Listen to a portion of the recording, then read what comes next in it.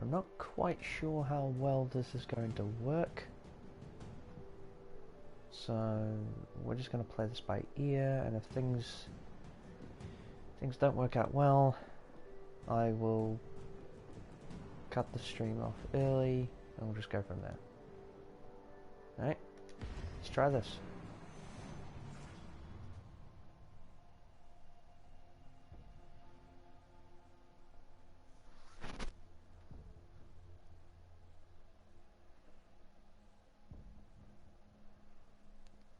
One moment.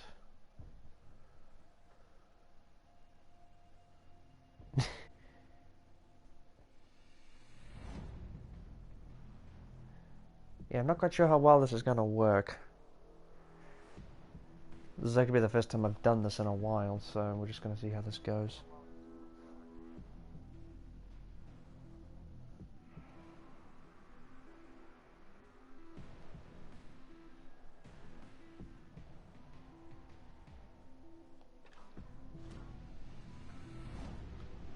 Okay, let's see what we're going up against.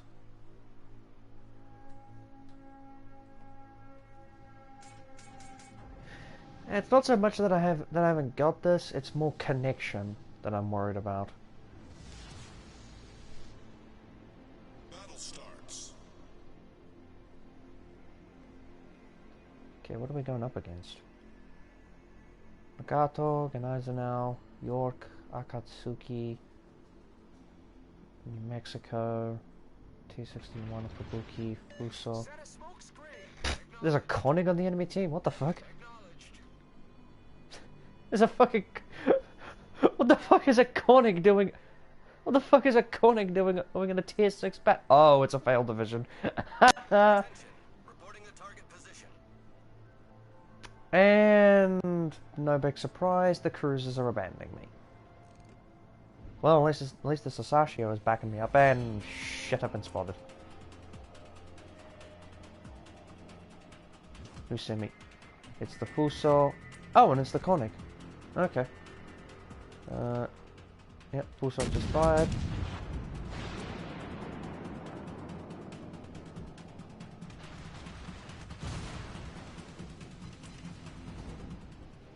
Get back.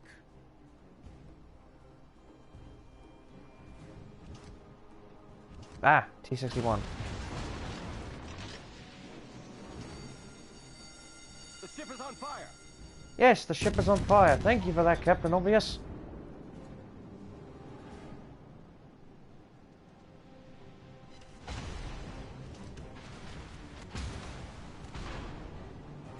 Yeah, this is not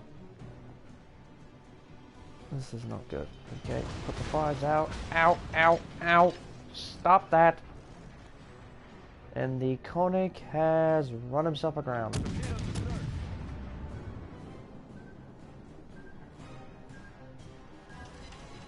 Problem solved, sir.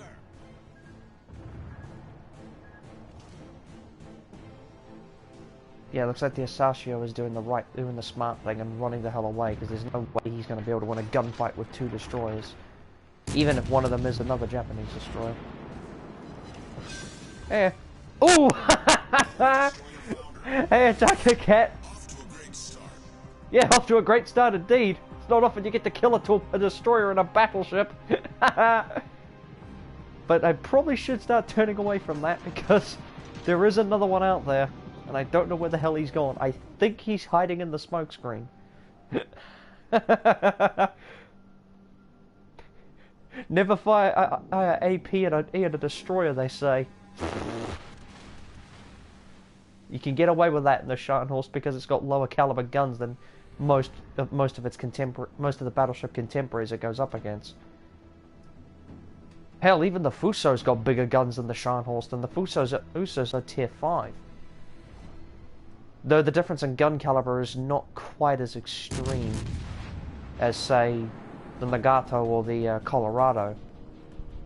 Or even the Gneisenau, which is this thing's sister ship.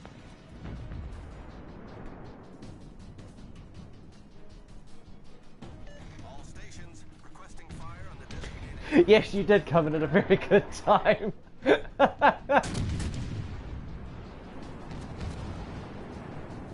Oh, finally the cruisers decide to come back and help me. Alright. Yeah, that kill on the Koenig, that was a mercy killing. The ship is on fire. Torpedoes, get ahead. Torpedoes to port.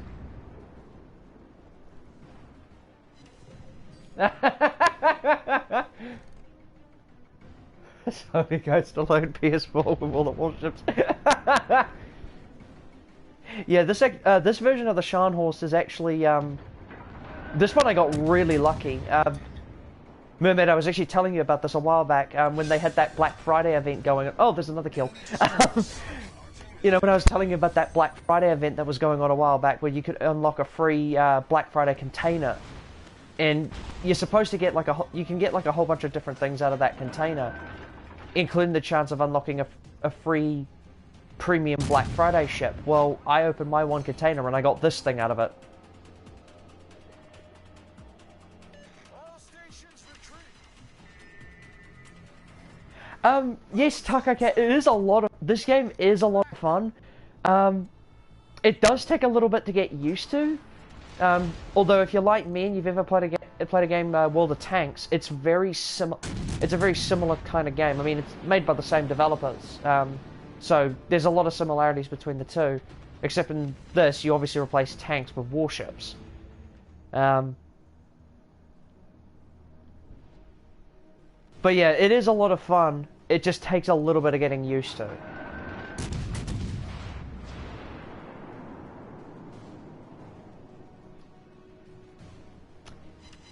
Oh, of course, you're not. Of course, we're going to see the Bismarck, although that might take a while with this game. Ah, shit, I'm on fire again, and. Okay.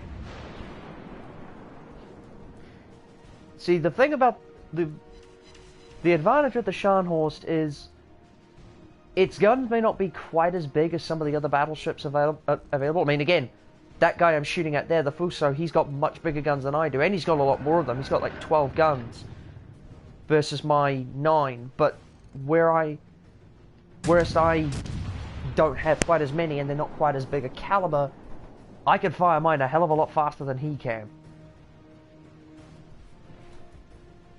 I mean, I've only got, with the captain I have on this thing, I have like a 19-second reload on this thing.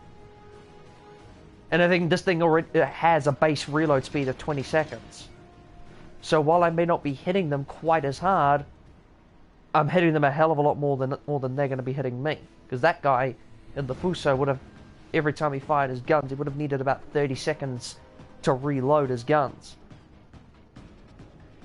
And those 10 seconds can, that 10-second difference can be decisive.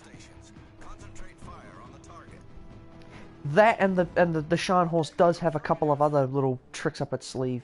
For one thing, its secondary batteries is ridiculous, which is a common trait among the German battleships. And I've got torpedoes.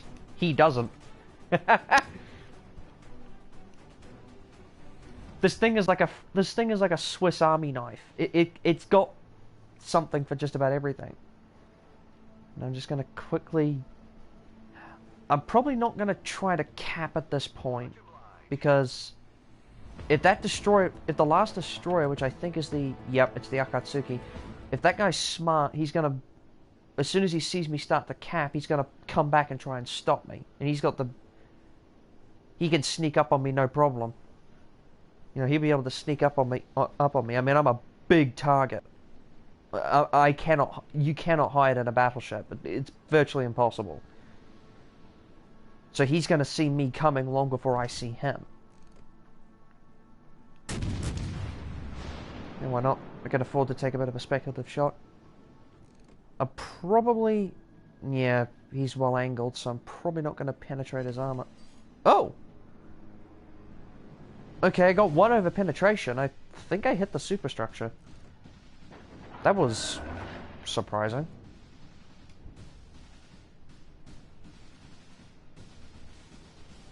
Okay, yeah, the Akatsuki's out there somewhere. I just saw him take up the destroyer, the friendly destroyer.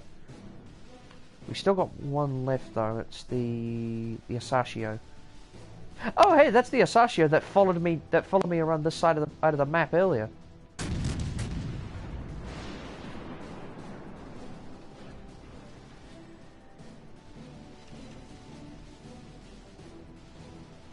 Ah, okay. Somebody's just detected the destroyer, so I don't have to worry about him sneaking up on me. Oh my god, am I actually gonna get some support on this? That is unheard of. Legasp, I'm actually gonna get some backup.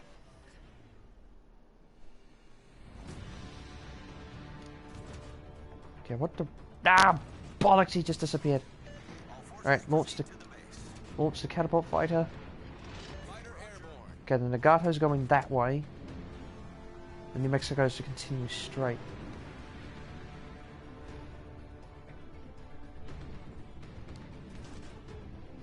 Come on. Oh shit, New Mexico's firing. Ow, that hurt. Ah, shit.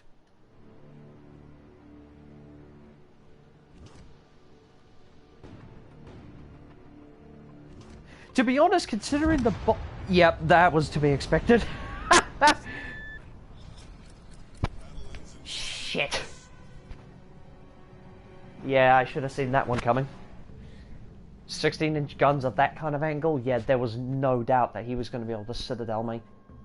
That was the only way he could have just evaporated my health like that.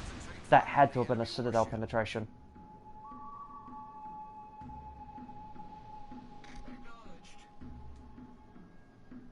Still, I lasted a lot longer than I was expecting to. I mean, I came around that side of the island earlier, you know, not expecting to basically get expecting to basically get deleted by one of those two destroyers at the start. So I was quite surprised and impressed that I survived as long as I did. All right. Actually, I might watch the rest of this battle just to see how it goes. No, Nuremberg, don't sit broadside onto an Nagato at that kind of range. You're gonna get sitted. That's just asking for a paddling. Oh, that was lucky. Okay, the Colorado's backing them up. That's good. Oh wait, I forgot. It's the free cam mod. Well, it's not a mod, but free cam system. I'm doing pretty good. Just chilling out, waiting for some washing to get done. Washing to be done, and then hanging out. So other than that, pretty good. Just enjoying the quiet. Concentrate fire on the target. Did that Nuremberg just fire torpedoes at Eaters and the Nagata? Wait, what's the... Hang on. He's outside of torpedo range. Why the hell are you... Well, actually, then again, at the course he's going, he probably isn't, actually. What are these two doing? Okay, looks like the York is looking for the destroyer. And also taking some speculative shots at the New Mexico. All stations reporting the position of a strategic target. So the Asashio, the destroyer that we have, that thing's got a nasty little sting. Yeah, the Asashio's got a nasty little sting to it. It's basically a Akatsuki, but with the added benefit of having a consumable, the torpedo reload booster, which basically, as soon as it drops its torpedo, it fires its torpedoes into the water. It can trigger the reload booster and basically instantly reload the launchers and then fire a second spread of torpedoes. And it can fire up to 8 of them in the water at once as it is. So with the reload booster, it can fire up to 16 torpedoes into the water within just a few seconds. And they're basically the typical Japanese long-range torpedoes. They have, you know, a 10-kilometer range. Do I steer the fire and ask how the tour was? Oh, friggin', Anne can tell you, I wouldn't shut up about it for a good half an hour to an hour last night.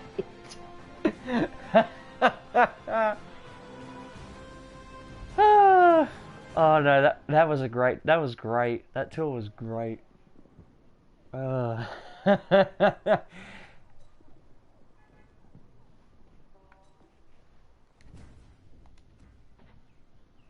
Actually, do I have any, Oh, I can put some... I can,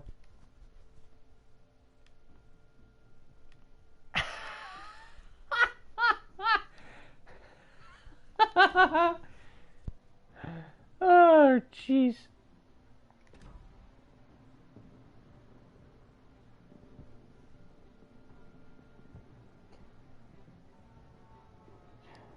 Honestly, I feel like if I was to sit here discussing it, I would be here all freaking afternoon trying to explain it all. Now, why not? Let's see if I can get around in the Bismarck. Oh wow! I only had to wait 3 seconds for the Bismarck. Okay. Okay. $50 says $50 says as I get into a game with a Yamato on the enemy team.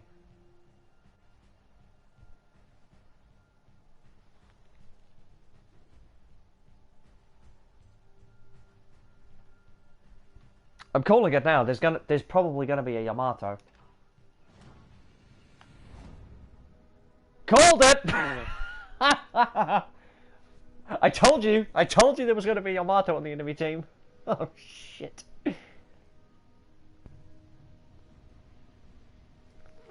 Fuck. The Bismarck's legendary armor is not going to do much against 18.1-inch guns.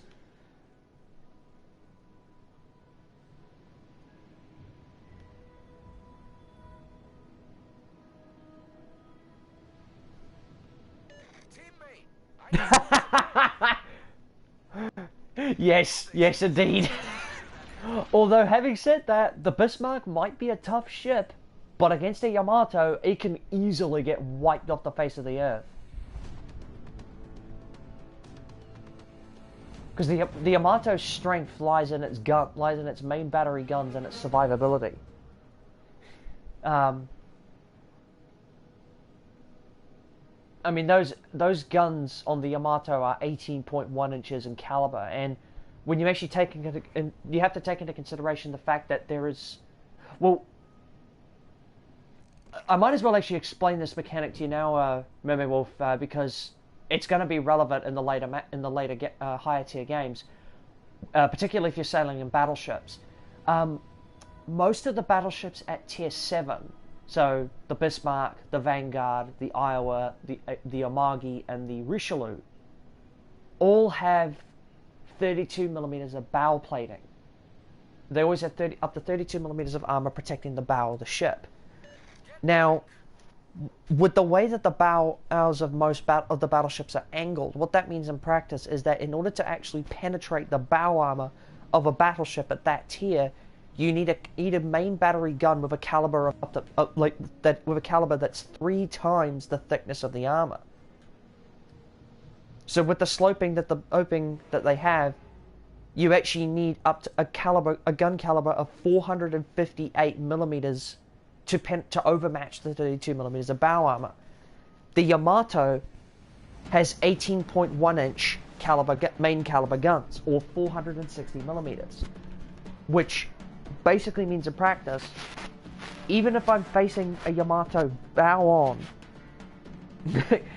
what that basically means is even if I'm facing a Yamato bow on, and I'm slightly angled to him, he can still overmatch my 32 millimeters of bow plating.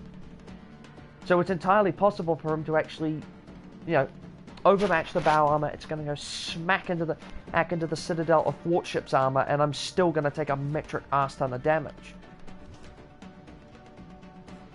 Now, it's not guaranteed, of course, in the Bismarck because of the way its armor is actually set up.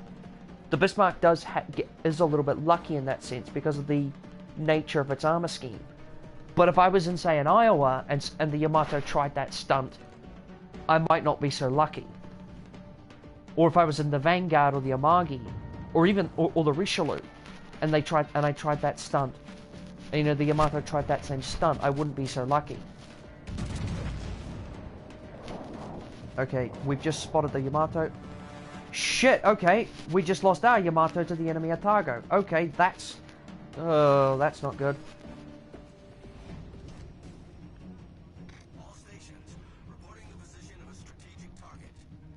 And yep, the Yamato was pointing his guns right at me, and yep. Now at this kind of range, his shells are coming in from above. Which, oof, I got lucky. See, the Bismarck's strength with its armor relies on you getting close. Because it has what they call the turtleback armor scheme. So what that basically means is, the closer you get to another ship, the harder it is to actually to score citadel hits on the Bismarck. You could still penetrate its armor and do consistent armor-piercing damage, but you're not going to get a lot of citadel hits. Again, unless you're in, say, the Yamato or anything with a 16-inch gun. Hi, Iowa. Hi, Amagi. And I mean, you kind of want to get close to the enemy anyways, because that's when you can, you know, use the secondary batteries and be an absolute monster. Because the German battleships have very, very strong secondaries. Wait, how did I just do 5,000 damage on a over penetration? What?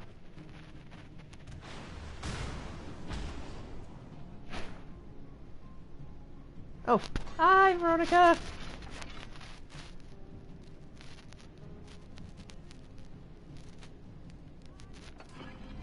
Alright, gonna pop the sonar, and yep, perfect timing. There's the torpedoes! That was perfect timing. Huh? Uh-oh. Oh, no, that's not good. Hi, Yamato!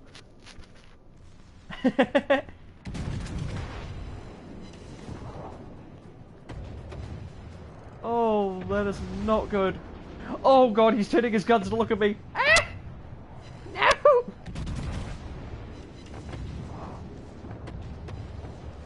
Excuse me, did I just get a citadel on the Yamato? Well, he is broadside on. Ow, that hurt. Ow. Ow, that's not nice. The ship is on fire. Well, this guy's being dumb enough to give me broadside, so... Oh, but then again... Oh, shoot. This guy's dumb enough not only to sail broadside onto me, but he's also dumb enough to sail within secondary gun battery range. And the Bismarck has secondaries, as you're seeing, are particularly fearsome.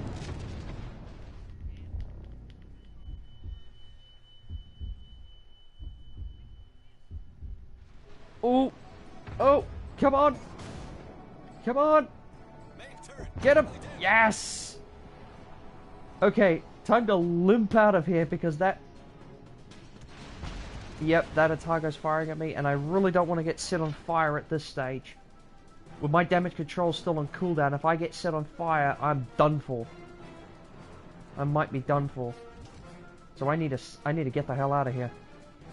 Run away! I have been remarkably lucky, though, when it comes to getting set on fire in this game. I'm actually quite surprised. Fighter airborne.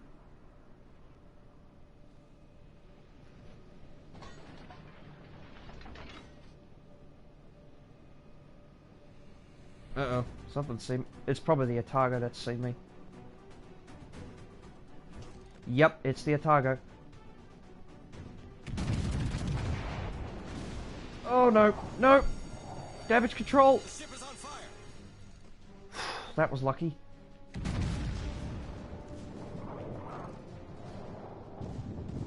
Though if he sets me on fire again, or if he gets another good salvo with those 8-inch guns, I'm a dead man. Nope, I'm good. He's good. I'm good for now.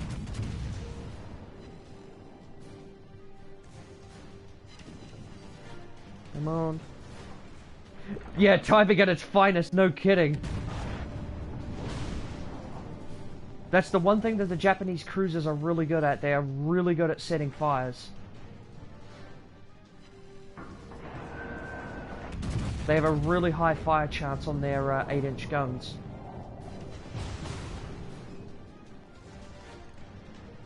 And it doesn't help the fact that with Franz von Hipper as my captain, I have an even higher chance of actually getting set on fire. because one of his skills, it does improve some of my gun handling stats, but it also actually increases the chance that I'll get set on fire. And speaking of fire, I've just been set on fire again. He's probably gonna kill me with the salvo. Yep. Yep. Oh, hello. War Thunder just got an update. Whoopee. Don't really care about War Thunder right now. Okay, Z23 just killed the Kagero. Now it's just the Atago left.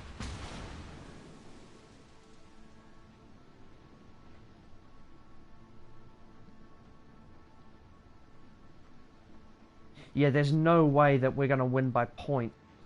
The Z23 has to kill that Atago if they want to win.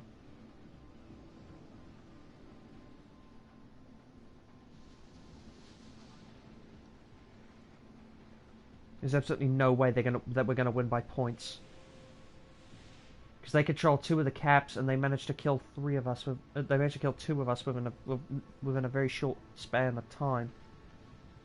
So the only way that the Z23 is actually going to win this game is he's going to have to sink that Atago.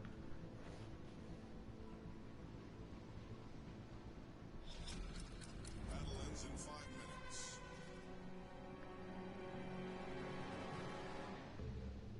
I don't really fancy his chances though.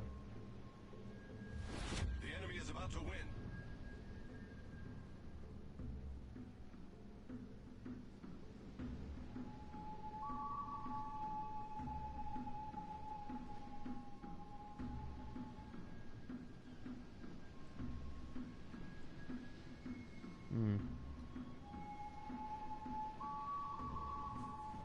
Makes you might return to the port for the time being. Jump into something else. That battle in the Scharnhorst should have finished by now. Yep. No big surprise.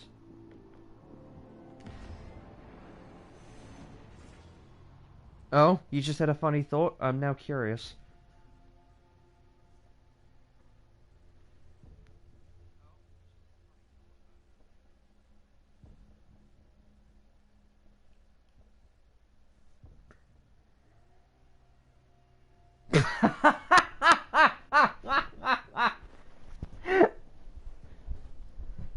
I don't...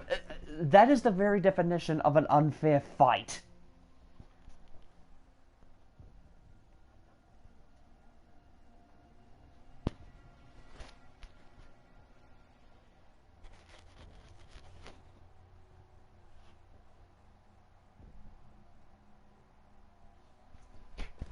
If by tiny ships you're referring to, say, you know, the tier 2s or 3s, yeah, no, that's not even a contest.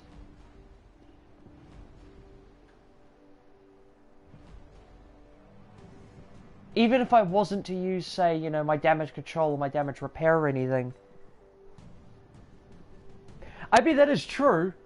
I mean, if you got somebody in the Bismarck who knows what he's doing and, you know, can take advantage of the ridiculously powerful secondary battery and its tough armor scheme, a person in the Bismarck who knows what they're doing is an absolute nightmare. But even then, at that kind of tier level, you know, going up against something at that kind of tier level, yeah, no, that's not even a contest. Tier 2, that would be... I probably wouldn't even have to use my main battery guns. I could probably just kill you with the secondaries.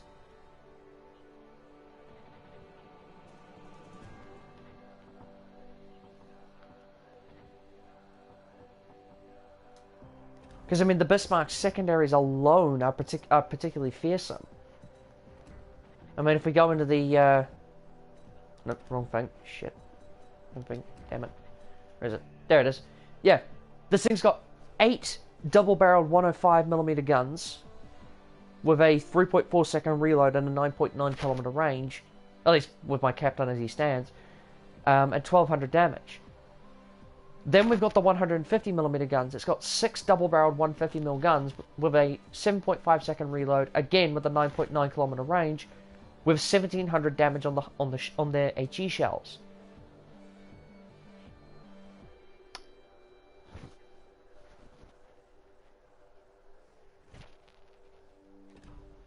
Which nation are you playing?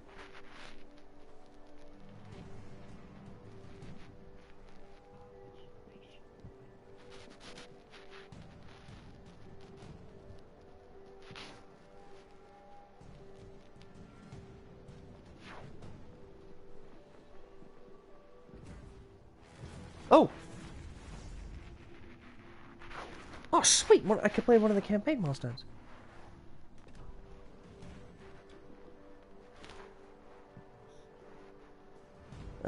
Good question. Okay.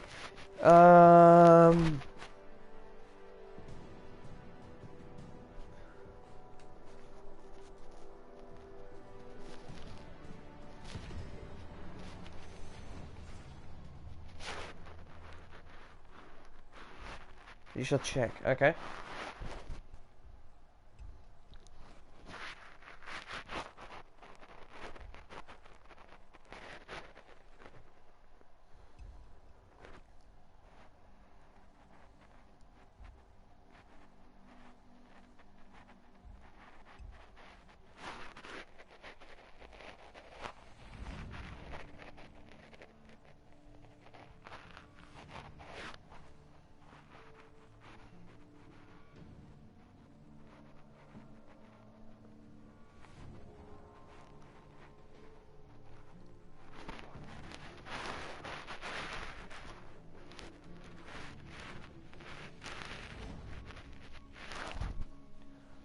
Oh, that is not. Oh, no, no, no, no, no, no.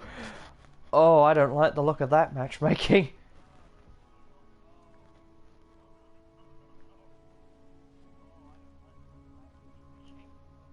A Jean Bar, a Richelieu, and an Iowa. General quarters.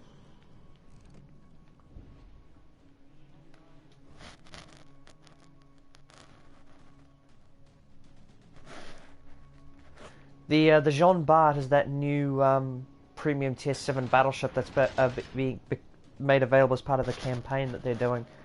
The Jean Bart is actually is basically the sister ship of the Richelieu, which is already in the game as the French tier 7, but the Jean Bart has a couple of other little tricks up its sleeve. For one thing, it's got a much more powerful secondary battery, consisting of a lot of 100mm guns.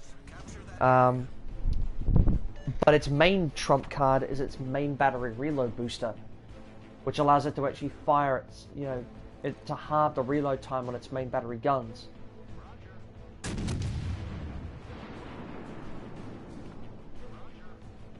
Three ships in the USA, 2 in Japan, and 2 in the UK. Okay.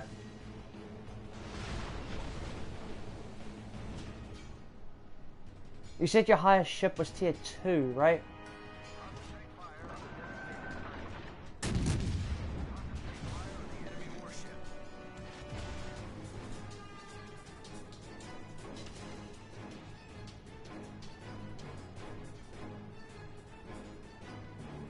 Probably shouldn't go straight into this kind of slugging match. Let's turn away.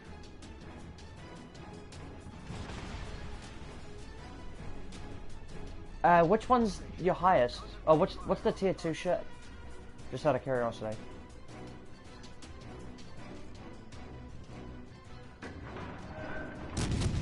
Torpedoes to starboard. Torpedoes to starboard. Torpedoes astern. Torpedoes astern. Shut up, XO. I know that there's torpedoes astern. I'm trying to dodge the torpedoes, you muppet. All stations, concentrate fire. Actually, I should probably be switching to the HE for this. Affirmative. At this kind of angle, I'm gonna struggle to penetrate his armor.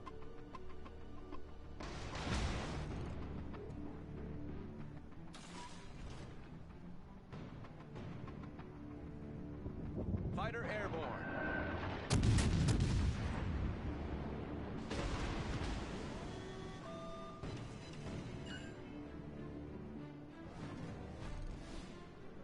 I might not do as much damage with the high explosive, but it's going to be a little bit more consistent than relying on the armor piercing at this kind of angle.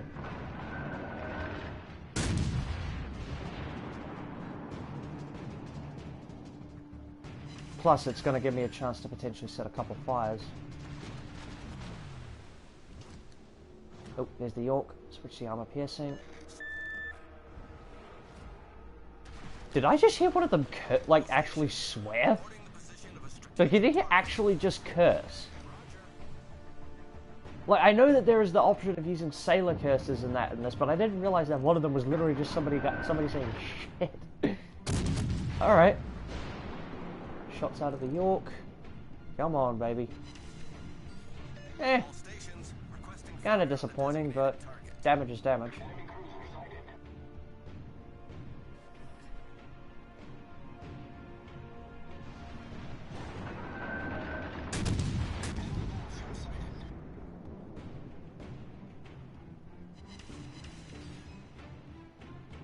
That's not a bad.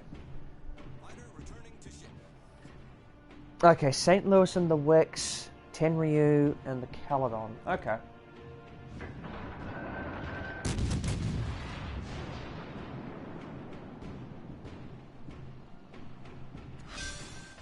Hey, there we go. Enemy cruiser sunk. Off to a great start.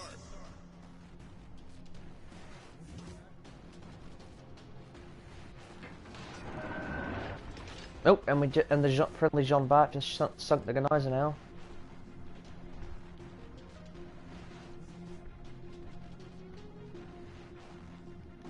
All stations requesting fire on the designated target. Roger. Oh, that's bad. Atlanta.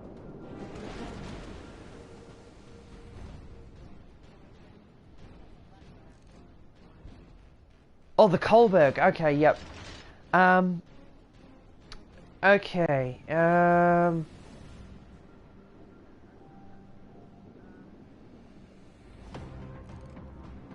Oh, that's gonna hurt. Oh!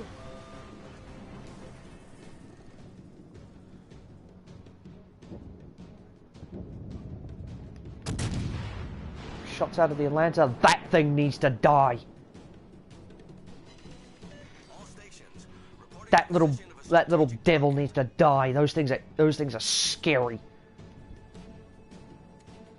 Okay, good. Somebody actually took the hint.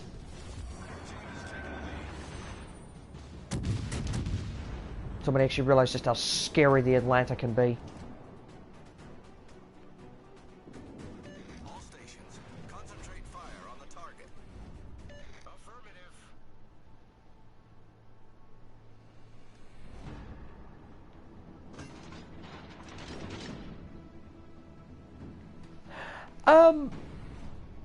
The Atlanta. Well, I mean, the Atlanta is classed as a cruiser, although its armor is kind of pathetic, even by cruiser standards. But what makes the Atlanta scary is the fact that it's just got a massed battery of 127mm guns, 5-inch, which may not do as much damage as other destroyers at its tier, but it makes up for that in just sheer volume of fire, both literally and figuratively. I mean, this thing, the Atlanta can set fires like you wouldn't believe. It's an absolute monster against destroyers because of the amount of guns it has and how fast it can fire them. You basically don't want to get caught blindsided by one of those things if you're in a destroyer, and even in a battleship, it can set so many fires that it makes using the damage control almost worthless, because you could have the damage control up to take care of two or three fires set by an Atlanta, and then as soon as it expires, it's got enough high explosive in the air that it can just set a couple more fires, and then kind of what was the point, sort of thing. Of course, again, its armor is pathetic. Even by destroyer not destroyer. Well, actually, even compared to some destroyers, its armor is kind of pathetic.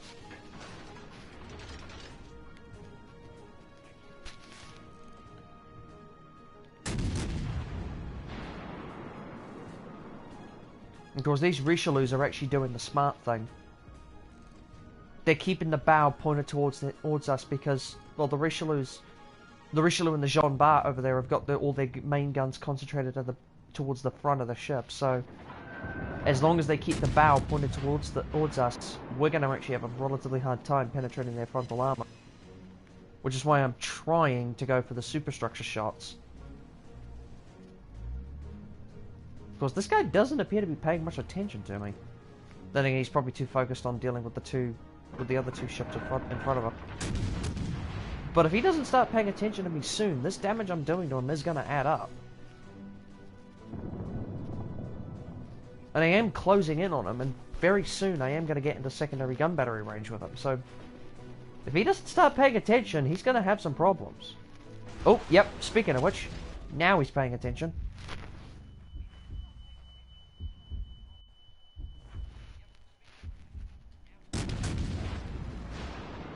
Well, that's a load of bull.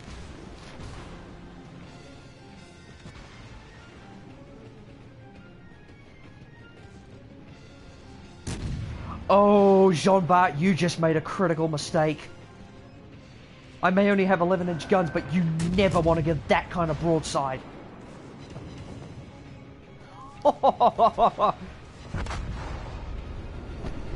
Oh, yeah, I may not have killed him, but I did a massive amount of damage because he just made the critical error, of judgment.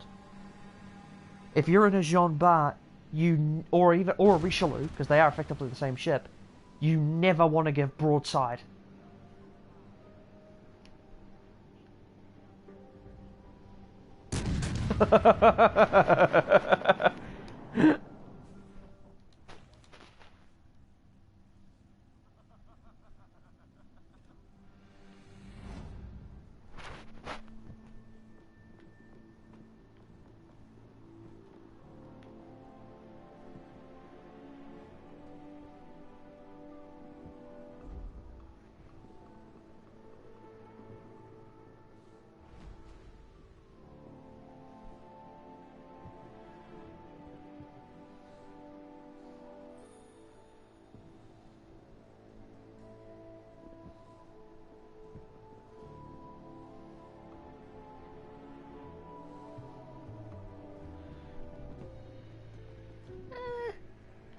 I just realized I have too many premiums. I have way too many premium ships. Of the Mikasa, the G101, the Scharnhorst, and the Grimyashki. I've got way too many premiums. Somebody help me.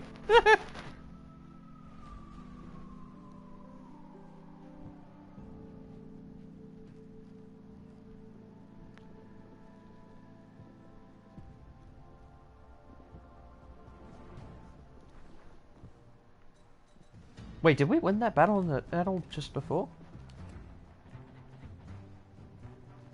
Oh, we lost it. Damn. Still, that was a fun game. That's a mood. That is a mood.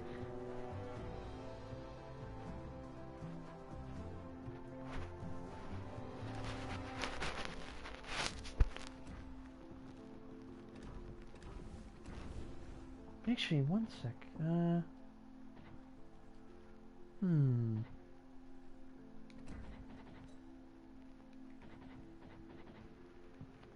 Is this the one? Does this get torpedoes? I don't actually remember. No, it doesn't. Okay. I know this thing does, though, the Friant. Although its torpedoes are relatively short range.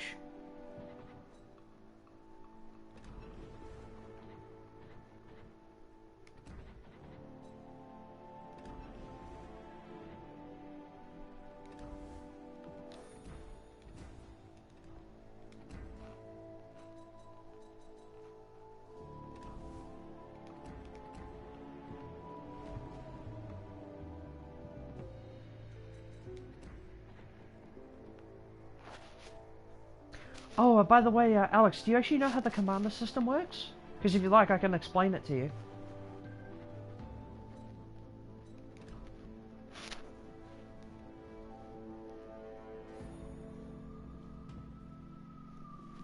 Yeah, if you don't fully understand how the commander system works, I'd be more than happy to try and explain it to you.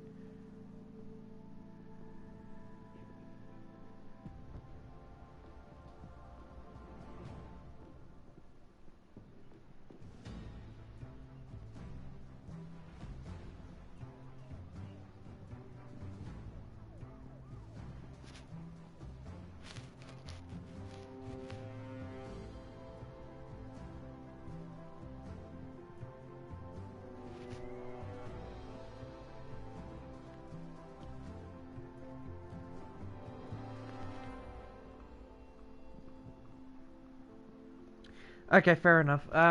Yeah, I'll quickly explain it to you now then. So, the way that the commander system works in World of Warships is that every nation has its own set of commanders that are available, which are tailored to specific types of ships. Um, you tend to start off with a default commander that's, can be specialized for just about any type of ship. For example, looking at the Germans here, in the case of the Germans, their base commander is Reinhard Scheer. And you can see he's got a whole bunch of skills that are based around, just about everything. Such as increasing fire chance of 8 high explosive, increasing ramming damage dealt and reducing ramming damage taken, increasing travel speed of torpedoes, all this sort of stuff. So this is your more universal commander. So he's tailored to just about anything. But then you've got commanders that are built around specific types of ships. In the case of cruisers, I believe it's this. Oh, shit! I swapped him by accident. But in the case of the cruisers for Germany, it's Karl von Muller and Gunther Leuchens. Now, they actually have their skill sets based around different playstyles. In the case of Gunther Leuchens for cruisers, his one is more geared towards, support. So, basically making it more as a more utility-focused cruiser playstyle, such as this one, Expose, which increases the range of torpedo detection while the sonar is active, or increasing your ability to spot torpedoes without it. Or in the case of one of its level 4 skills, Acoustic Chamber, which gives you extra charges on the sonar, as well as increasing the duration and reducing the reload time. But then you've got Karl von Muller, who is another cruiser captain, who's all about, combat, combat power. So, increasing main battery range, again, increasing HE shell chance. Yes, and you can have them specialized for different things. Some captains, though, do actually have negative traits associated with their skills. They usually come with very strong positives, but they come with very, very nasty negatives. So, for instance, let's take a look at my primary battleship commander, Franz von Hipper. One of his level 1 skills which I have activated is Flammable Cannoneer, which increases the range and precision of my battleship's main battery guns, but increases the chance that I'm going to get set on fire if somebody decides to shoot high explosive at me. His level 2 skill I picked for him, Gyrating Drill Bits, increases the damage of my armor-piercing shells and increases the traverse speed, but drops my speed, but drops the actual speed of the battleship by 7%. Now, if I was to upgrade his legendary rank to 2, you can see I would get higher. I'd do 10% more armor-piercing damage. My traverse speed would be much faster, but then I'd lose 10% of my speed. Marksmanship reduces the dispersion, which makes your guns more accurate at long range, but increases the time it takes for the rudder to shift to either side. So, it's kind of a trade-off. You have these skills that, they give really good positive benefits, but they come with very, very severe drawbacks. It's actually the same with the other battleship commander, Otto Ciliax. He's got abilities like Brawler, which reduces the reload time of the guns and increases the range that I can spot torpedoes, but actually reduces the maximum range of my guns. So you have some of these skills which are really, really good, but you have to make the sacrifice. In fact, let's actually quickly fiddle around with Franz von Hipper, and let's take off all the skills that that have the drawbacks, and you'll see what I'm talking about. So, without a lot of those skills, you can see if you look at the damage and firing range of my Scharnhorst here.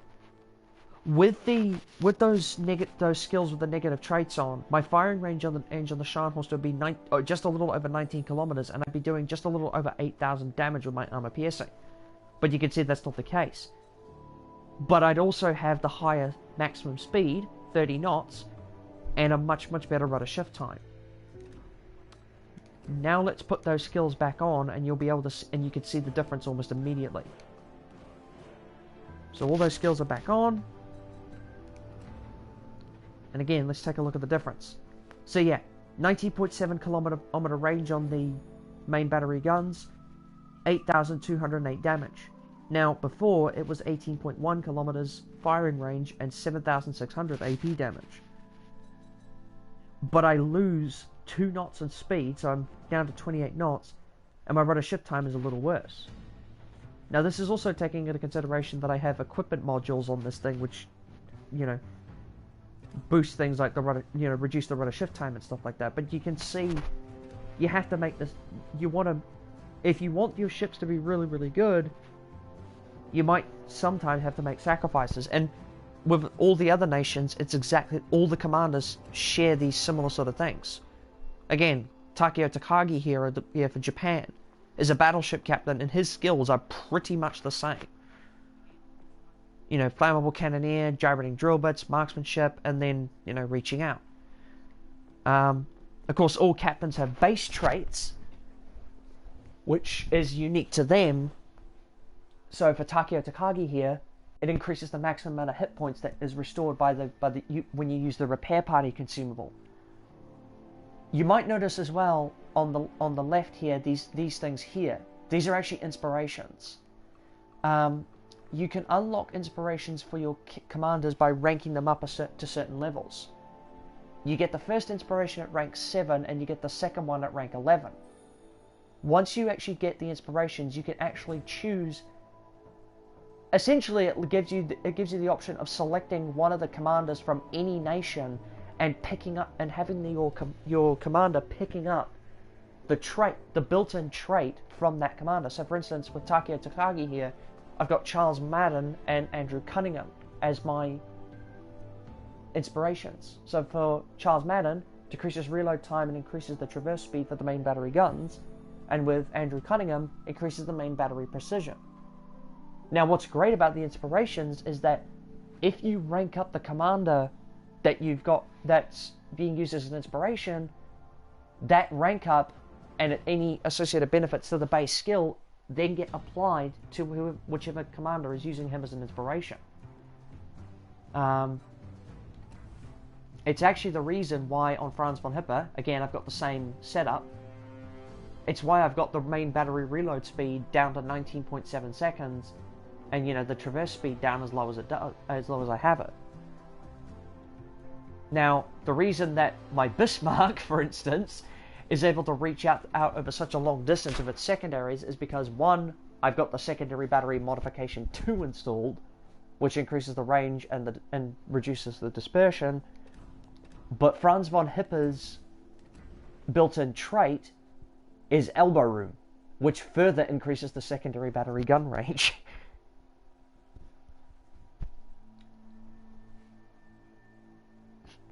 Tutorials with Deathbringer, who would have thought?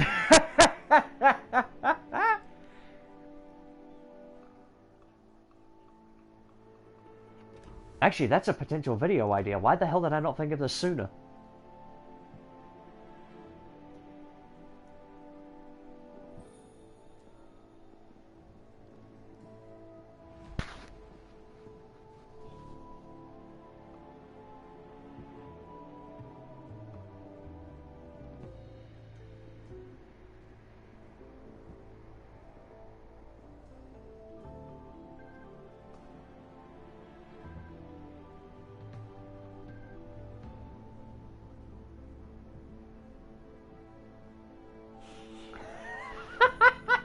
What can I say except you're welcome? God,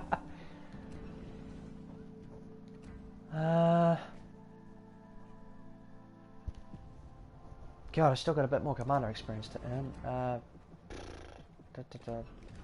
Okay.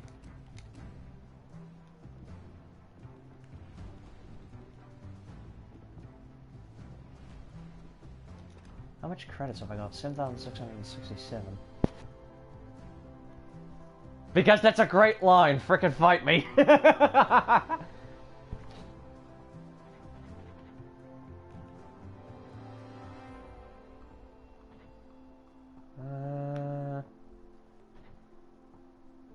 kind of want to get the King George V again, because that was a fun ship to play.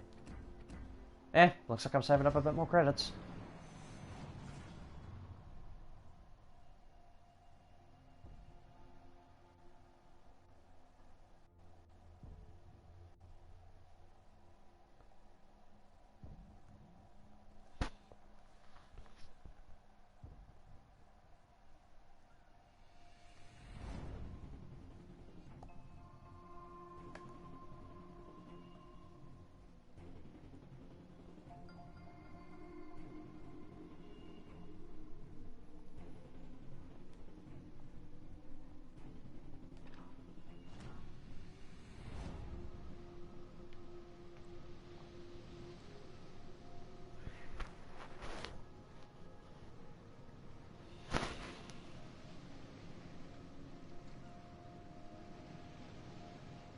Ah, gotcha. That explains it.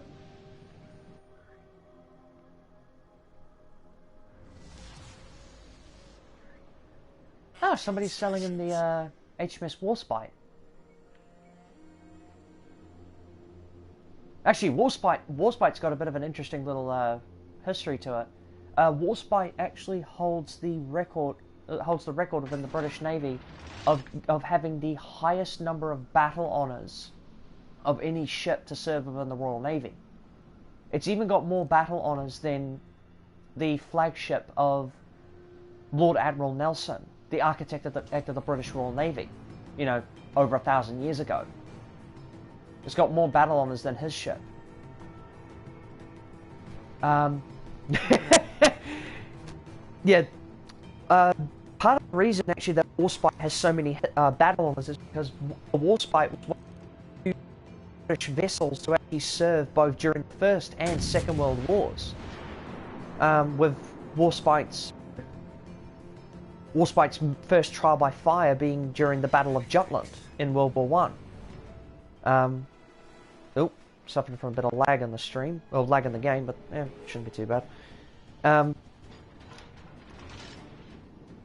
Yeah, Warspite served in her first action was during the Battle of Jutland, where she went up against the German High Seas Fleet, and along with her sister ships in the Queen Elizabeth class, basically, it was lagging a little bit. I probably chalked that up to the fact that I'm trying to play a free-to-play online game and streaming at the same time. Still, the fact that I've actually been able to play it this long and stream at the same time is kind of surprising.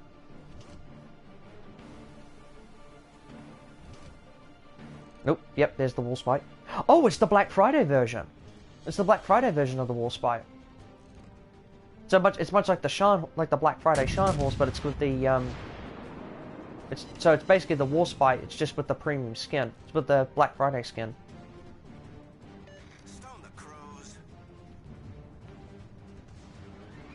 And yep, that Mayhem has just sailed into secondary range, and he's.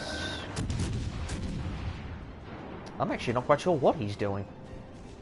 Is he sailing towards me? No, he's not.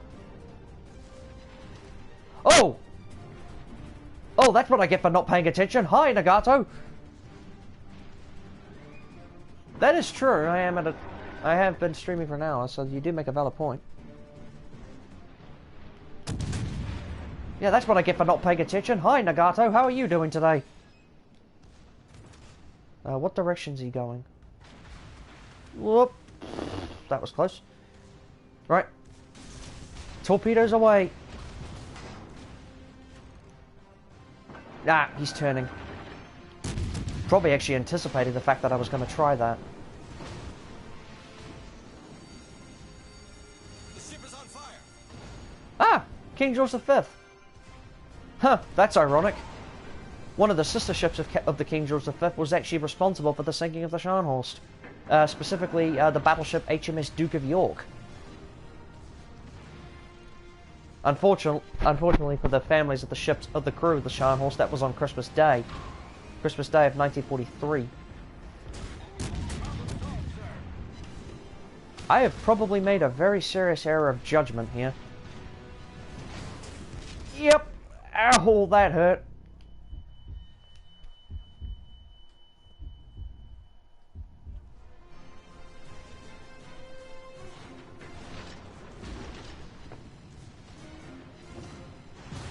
As long as that King George V continues on that course, he's going to run into every single one of those torpedoes. Yes, this is a battleship with torpedoes. Ow, sheepers!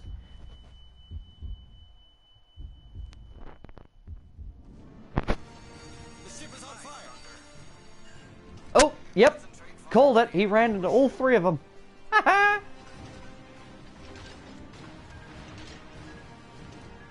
Concentrate fire. Turn, turn, turn!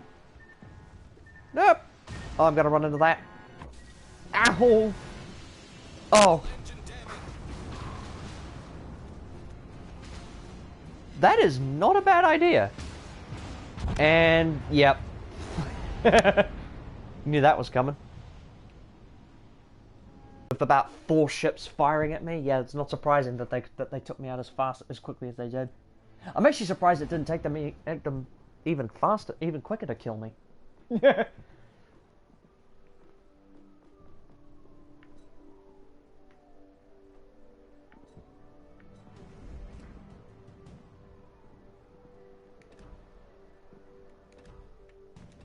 But yeah, the Scharnhorst was the first of the German battleships introduced into World of Warships, but her sister ship is this one, the Gneisenau.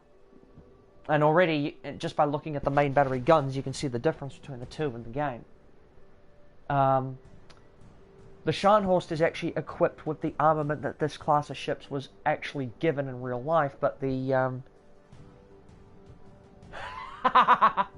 yeah, I'm not surprising. I'm not surprised. But yeah, the Scharnhorst and the Gneisenau are actually sisters. Although there's often a lot of confusion as to whether they refer to as the Scharnhorst or the Gneisenau class of battleships. They're actually the Scharnhorst, because the Scharnhorst was the lead ship of the class. Her keel was actually laid down on slipway number 2 at the shipyards in Wilhelmshaven in Germany.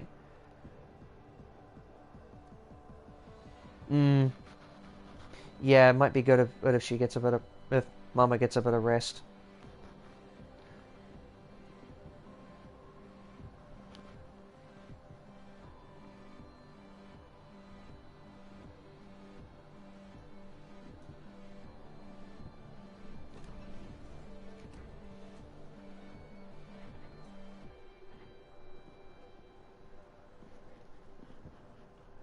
But yes, the Scharnhorst and the Gneisenau were built, you know... Okay, yep, that's good. Good to hear. But yes, the Scharnhorst and the Gneisenau were actually constructed right about the same sort of time, although the Gneisenau was actually... Despite the fact that the Scharnhorst was the lead ship of the class, the Gneisenau was actually the first to be completed of the two, and was the first to put to sea. Which is probably where a lot of the confusion actually comes from in regards to the classification. It's probably where a lot of the confusion comes from. But here in World of Warships, the Scharnhorst and the Gneisenau are actually given different armaments. The Scharnhorst is given its historical armament, the 283mm guns, whereas the Gneisenau is given the armament that it was supposed to receive, the 6 15-inch guns. In fact, these are the same type of 15-inch guns that you get on the Bismarck. Of course, the Gneisenau's got one less turret compared to the Bismarck. The Gneisenau and the Scharnhorst were supposed to receive this armament, but they never did because at the time that they were being constructed, Germany didn't have the industry to actually... Their industry wasn't quite good enough yet to build enough 15-inch guns to go on not just the Bismarck and the Tirpitz, but also the Scharnhorst and the Gneisenau. So the Scharnhorst and the Gneisenau were instead equipped with improved versions of the 283mm guns that they put onto the Graf Spee. Sorry, Graf Spee. I've got to be careful with that because some people get really butthurt about the pronunciation. But yes, you can see that the Scharnhorst has got... Because I'll view it here because it's not come out of the port yet, or come out of the battle yet. But you can see here the Scharnhorst has got these smaller caliber guns. Which again leads to a lot of confusion because some people then tend to refer to it as a battle cruiser rather than a battleship, although it's armoured more like a battleship than a cruiser. And just by way of reference, here is the Warships I, and again you can see it's got the same caliber guns, 283mm, or 11-inch. Scharnhorst's war career did kind of start off with a bit of a bang, however, in 1939, when the very, very unfortunate British auxiliary cruiser, HMS Rawalpindi, while investigating an enemy sighting in the Faroe Islands, ran into both the Scharnhorst and the Gneisenau. The Germans obviously offered to accept the Rawalpindi's surrender, and the Rawalpindi's captain, 60-year-old George Kennedy, basically decided, bugger that, come and have a go if you think you're hard enough, and proceeded to attack the two German battleships.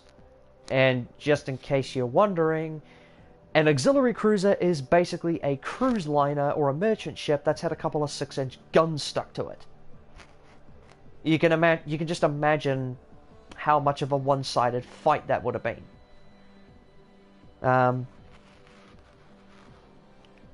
The Scharnhorst and the Gneisenau did manage to rescue a few British sailors from the seas before rescue attempts were halted by the arrival of HMS Newcastle. And upon, realizing that realizing that the British Navy was not too far behind. Well, okay, Britain's Navy was kind of in a bit of a sorry state. Well, I say sorry state, but Britain was very insistent on sticking to the treaty limitations that have been imposed by, say, the Washington and London naval treaties. So a lot of and not to mention, Britain was kind of caught by surprise when Germany declared war. They were kind of caught by surprise, so they very much had to arm their navy in a hurry. Oh, hi, sweetie. Don't bite me. I'm just giving a history lesson. But yes, Britain's navy was kind of in a bit of a sorry state by the start of the war. So stuff like the auxiliary cruisers and that were very much built. Yes, nothing new. Auxiliary cruisers were very much an attempt to, just to fill up the gaps, basically. They were intended to sort of just fill in the gaps within the British Navy's numbers. By the end of the war, though, Britain's Navy was bloody impressive. Even if they still tried to stick to a lot of the treaty limitations. I mean, one classic example of that is HMS Nelson. If you look at the way that HMS Nelson is set up, all 9 of its 16-inch guns are concentrated forward of the superstructure.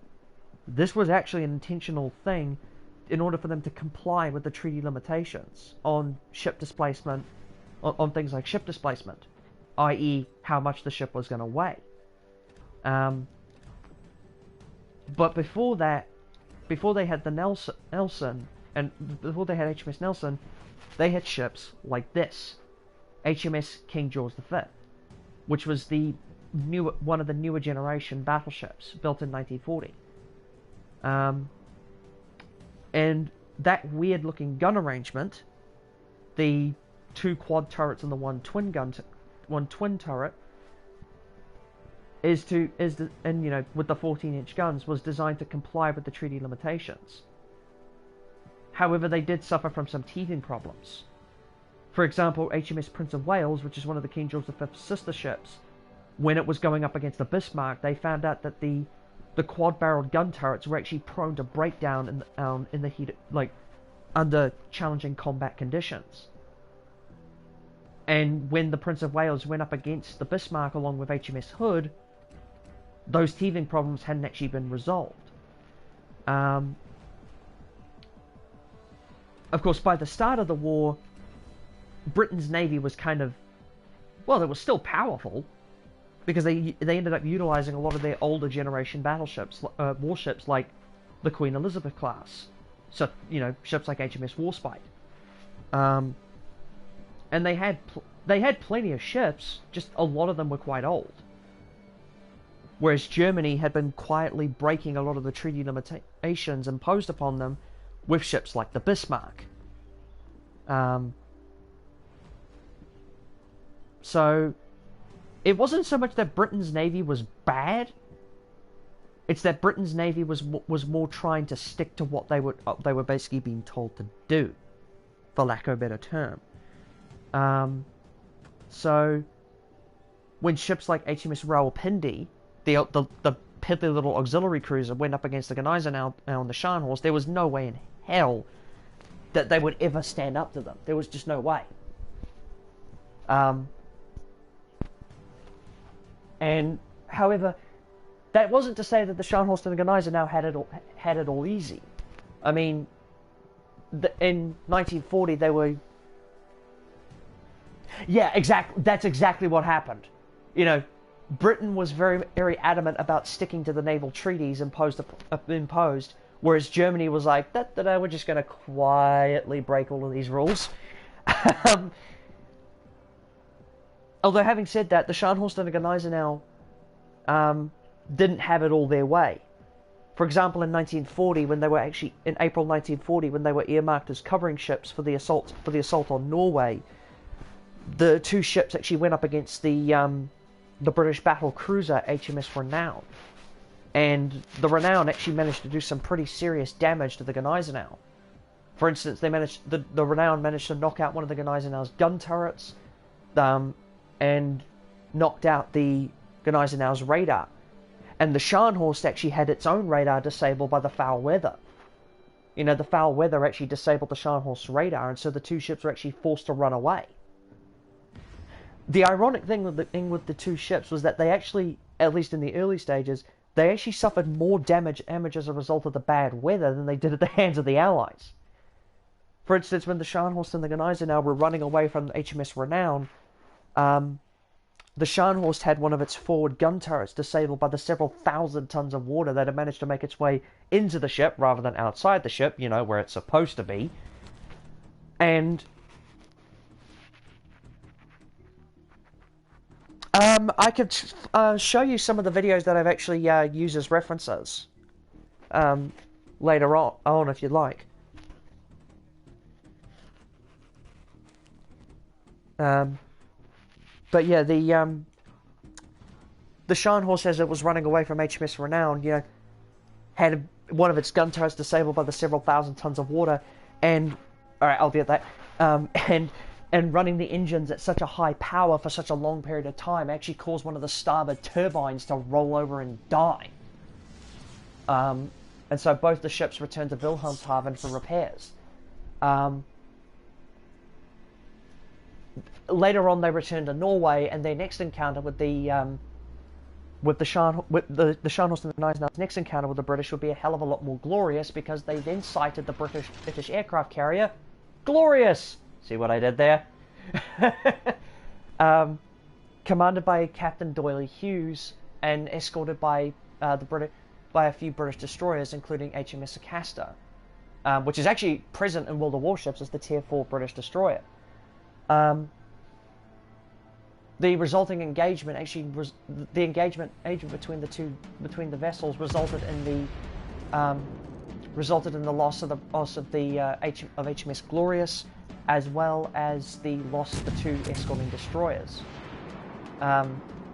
Although the HMS Acasta did manage to actually get a few torpedoes into the Scharnhorst's starboard side, directly beneath one of the gun turrets, which flooded the ammunition magazine and resulted in the loss of some of its ammunition.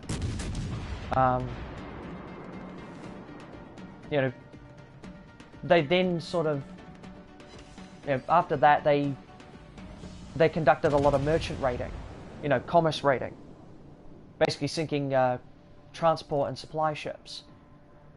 However, in 1942, the Scharnhorst and the Gneisenau would really make their mark on history when they would take part in what's referred to by many as one of the great British cock-ups of World War II, Operation Cerberus. Well, codenamed by the Germans as Operation Cerberus, but which would become more famous as the Channel Dash.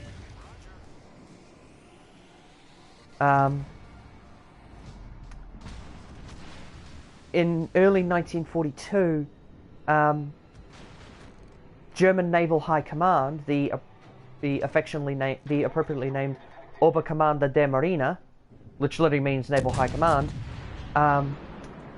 suggested to Adolf Hitler that they move their capital ships from ports along German-occupied France, along the coasts of German-occupied France, to ports in Norway where they'd be less vulnerable to, Allied air attack.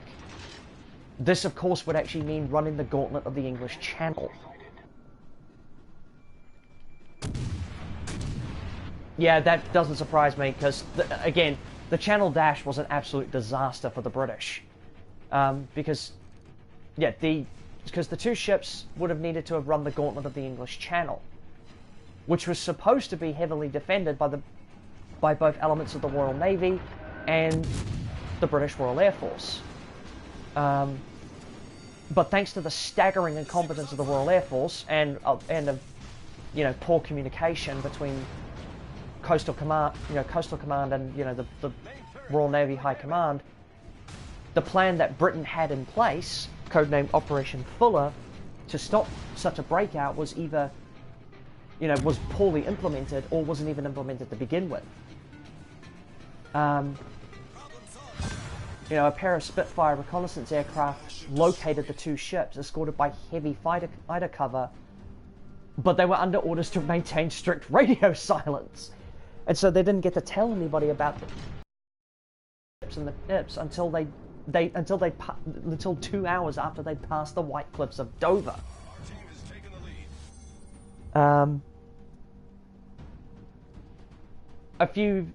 About 300 Royal Air Force bombers were dispatched by Royal Air Force Bomber Command to locate and attack the two German warships, but they failed.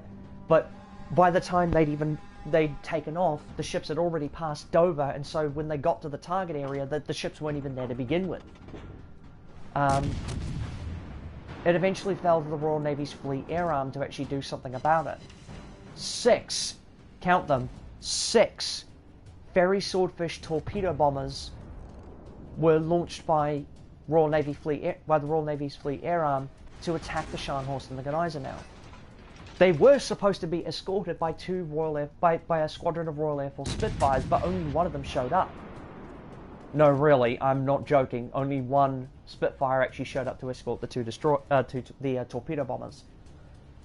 Despite the overwhelming odds against them, the Swordfish did press their attack, and all 6 of them were shot down, 3 by flak and 3 by the escorting fighters, which prompted Admiral Otto Ciliax, who was the commander of the Scharnhorst flotilla, to basically to say, the mothball attack of a handful of ancient planes piloted by men whose bravery surpasses either side that day. Obviously, the Channel Dash was a success. The Scharnhorst and the Gneisenau did eventually make it to ports in Norway. The Gneisenau in particular actually arrived in Kiel. However, that's where it would end up staying, because once it arrived in Kiel, the RAF... How do I know so much? I watch a lot of videos about this sort of stuff, and I read a lot about this stuff. I'm a massive history nerd.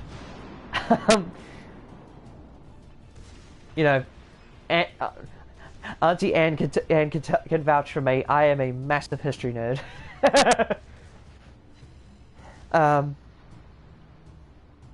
At least that is assuming she's still watching this. But, yes, I am a massive history nerd. Anyways,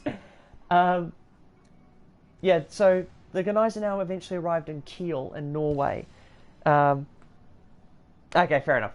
Yeah, the the Gneisenau eventually arrived in Kiel, but while it was there, the Royal Air Force actually launched another bombing raid on it, and an armor-piercing bomb actually managed to find its way to one of the forward ammunition magazines, where it actually blew one of the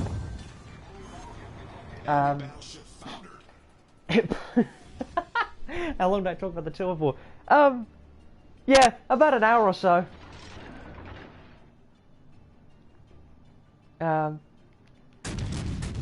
But yes, the Gneisenau lost one of its forward gun turrets after a armor-piercing bomb actually blew out the ammunition magazine. And the turret actually... I'm not exaggerating when I say that the Gneisenau's forward turret actually got blown clean out of its housing.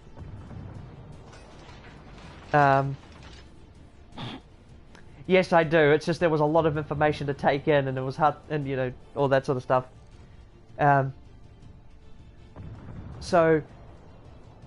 But yeah, anyways, so the Scharnhorst, not Scharnhorst, the Gneisenau lost one of its forward gun turrets, which got blown out of its housing, and so it was decided to actually upgrade the Gneisenau with the 15-inch guns that it was supposed to be equipped with,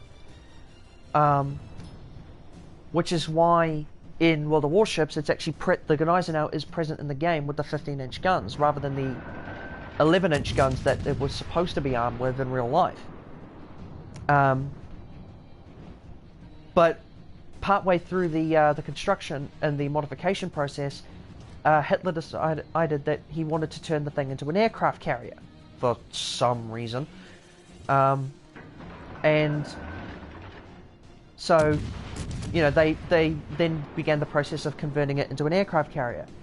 At which point, Hitler decided to cease all, you know, construction on any future surface vessels, and instead focused their efforts on U-boat production.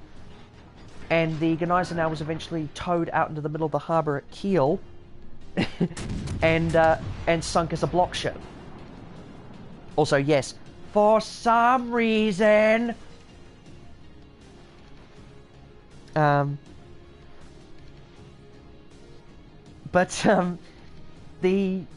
Scharnhorst did survive for a little bit longer, although 1943 would prove to be a less than happy year for the Scharnhorst.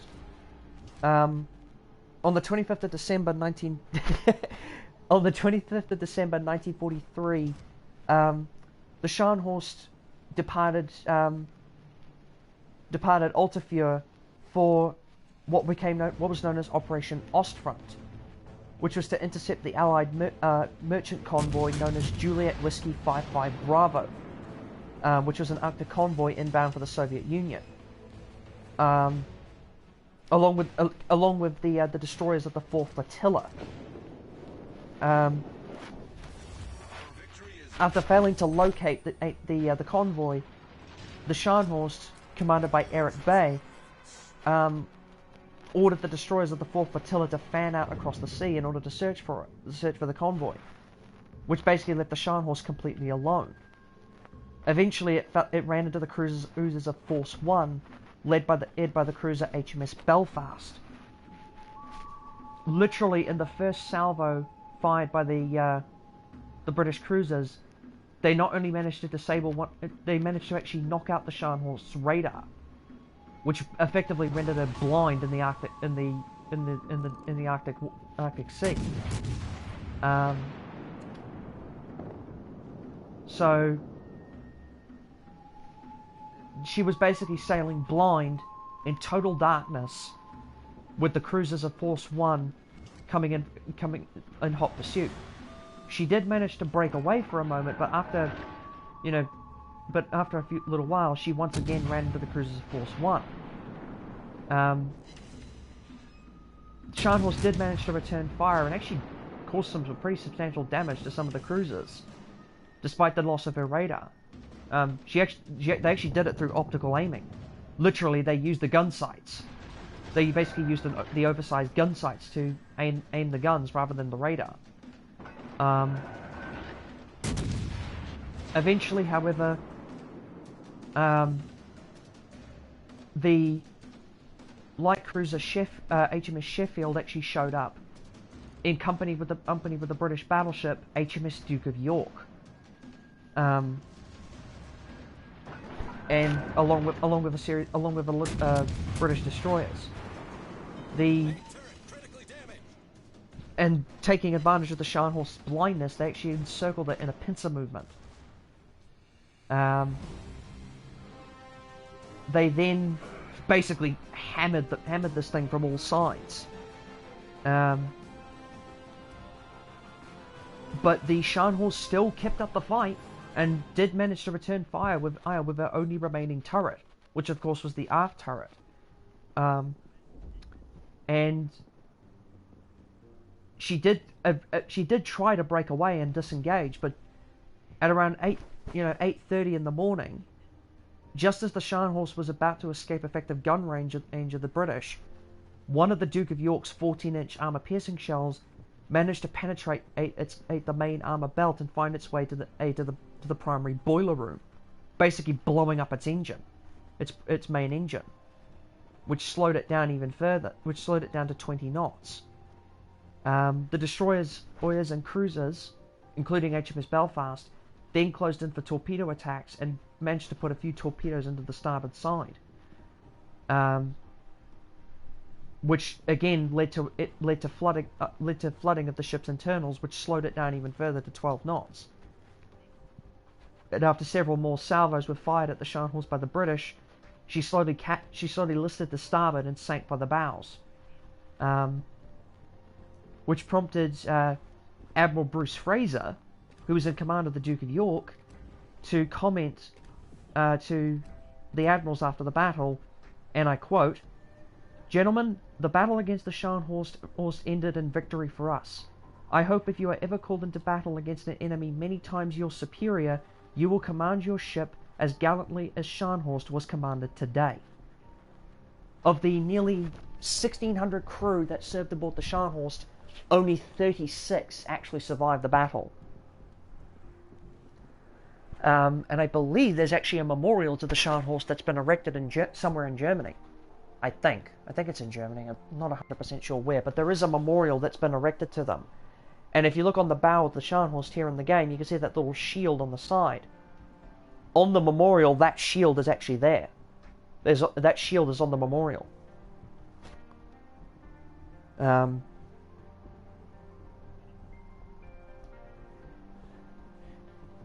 So yeah, that's basically the history of this thing, of the Scharnhorst class, or at least as well as I can tell it. I've probably left out quite a few bits of information, but that's the most that I know about this thing. I certainly know a hell of a lot more about the Bismarck, though. I've basically studied the story of that thing for days on end.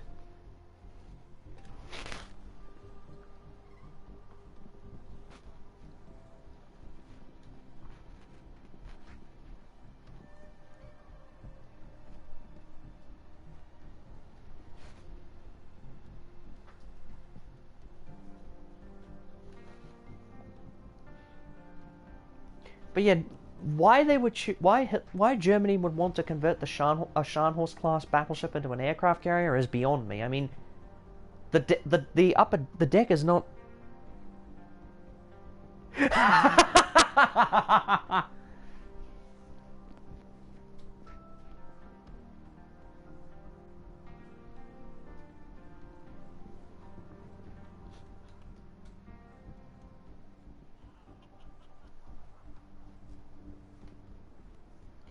I gotta love it, am I right?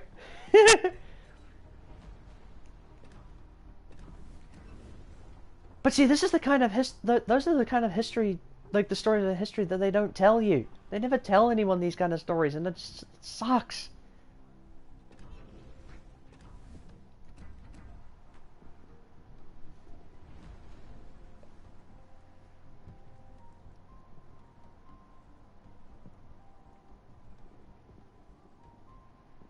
Actually, I'm going to go take care of something very quickly, so I'm going to quickly head off for a sec. I'll still keep the stream running and everything, but I'm going to go take care of something real quick, so I will be back in about, 20 minutes or so. Probably grab some lunch while I'm at it, so I'll be back. So, bit of a break in the stream. Back shortly.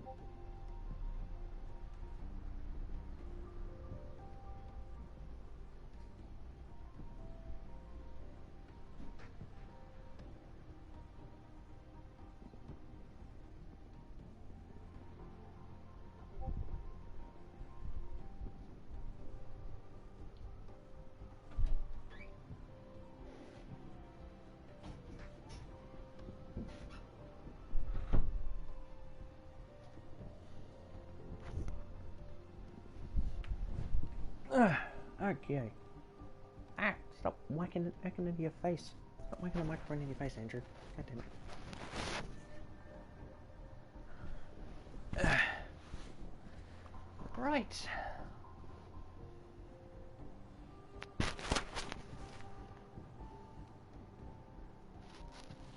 Yes, I know. My Discord won't shut up.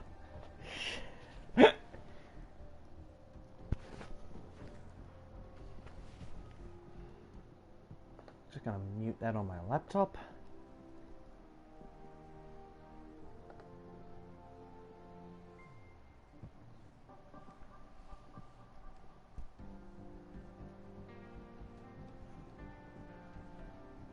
Alright, sound off, everybody.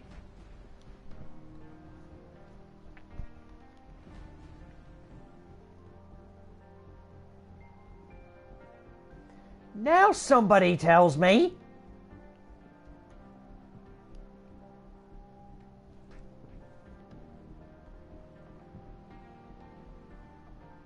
What do you mean, sorta, sweetie?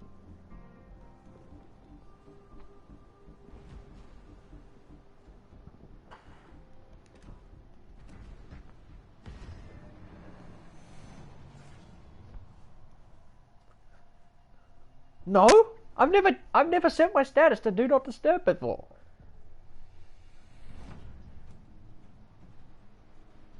Yeah, I didn't even know. I've never set my status to do not disturb, so I wouldn't know. Wait, you still get notifications, right? Like the notifications will still pop up on Discord, yeah?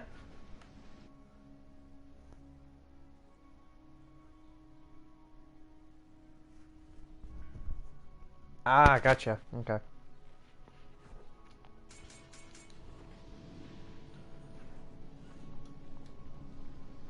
Oh, okay. Battle starts.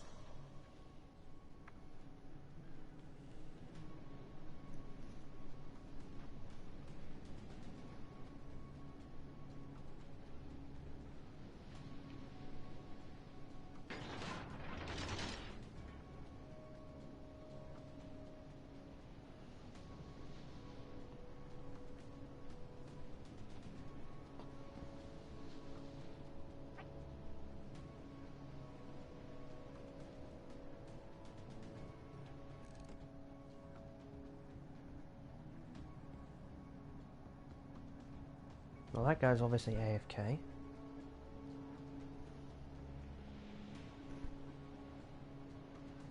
Gotcha.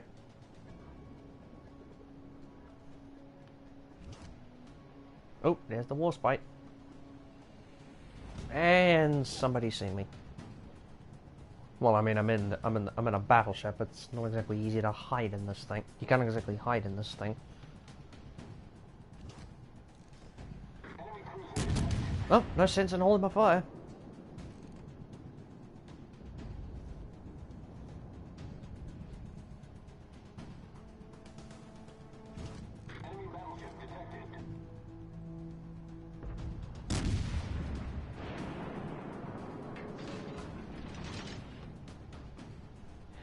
I have no idea what Papa was talking about there, Veronica. I have no idea.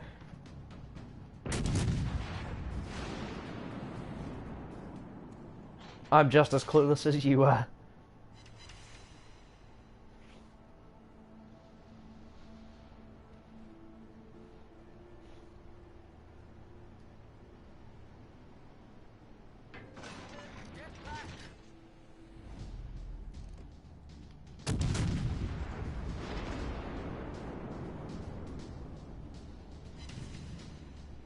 Retreat now! Retreat now!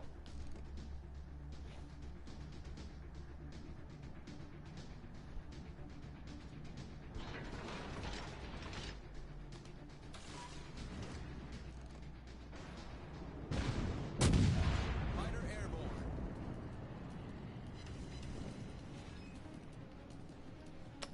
Fair enough.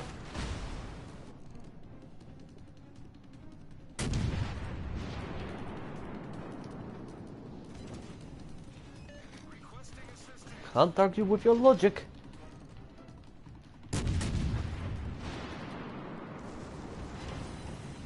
Fighter destroyed.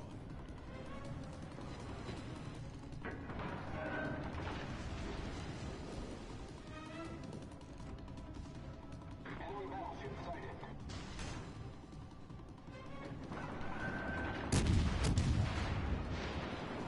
Enemy destroyer sighted.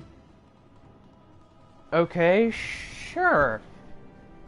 I'm a little let me finish this battle real quick, and I'll get into a call with you. Why? Is everything all right? Uh-oh.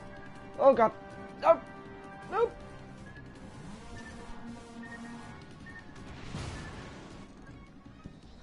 Oh, there's the little devil that was attacking me.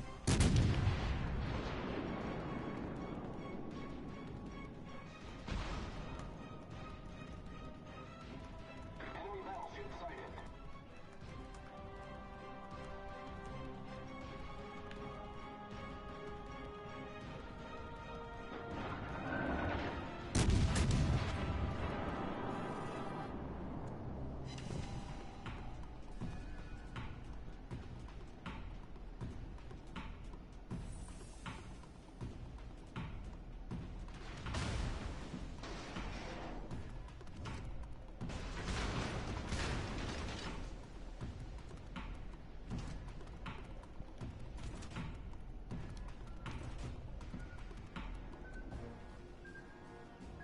Torpedoes to port.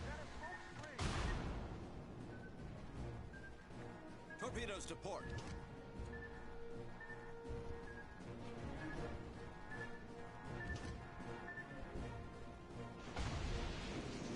Okay. Ship is on fire. Now I've got the bow pointed towards the fuso.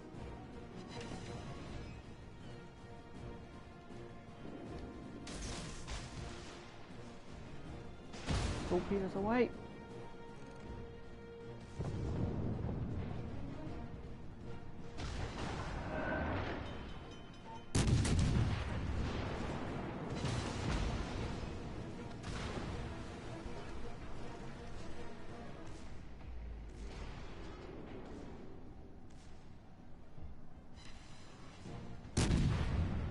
Problem solved, sir.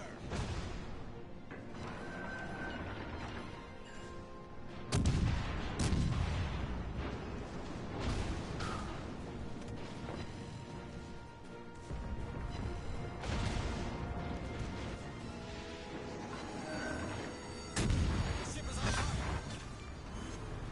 Enemy battleship taking the lead. Oh wow, we have a sizable lead over them. Holy crap.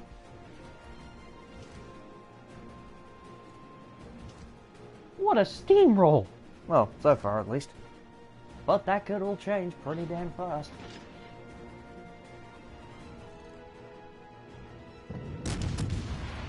Shots out.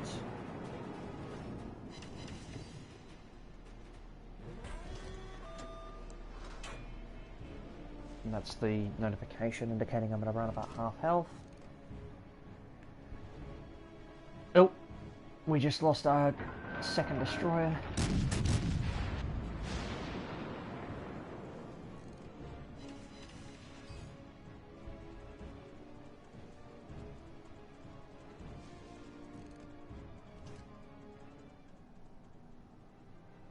Enemy destroyer sighted.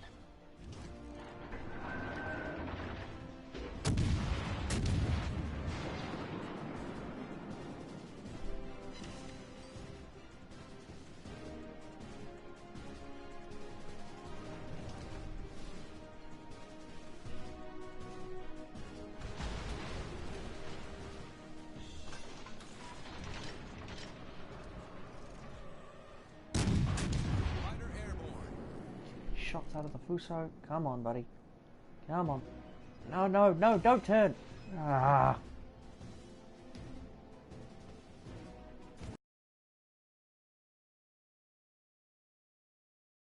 Torpedoes direct front.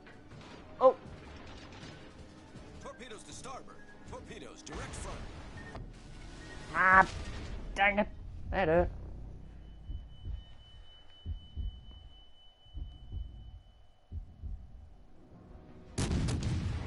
that was the Fubuki, no doubt about that.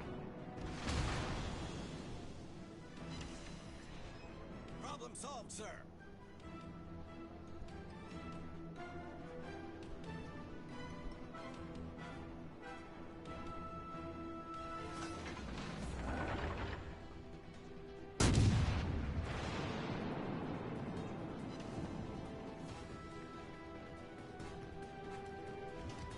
Speaking of the Fubuki, there he is.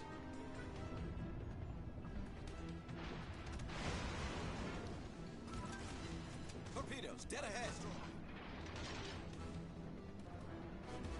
Torpedoes, dead ahead. Torpedoes, dead ahead. Hull breach. We're taking on water quickly. Yep. Yeah, that was fairly predictable.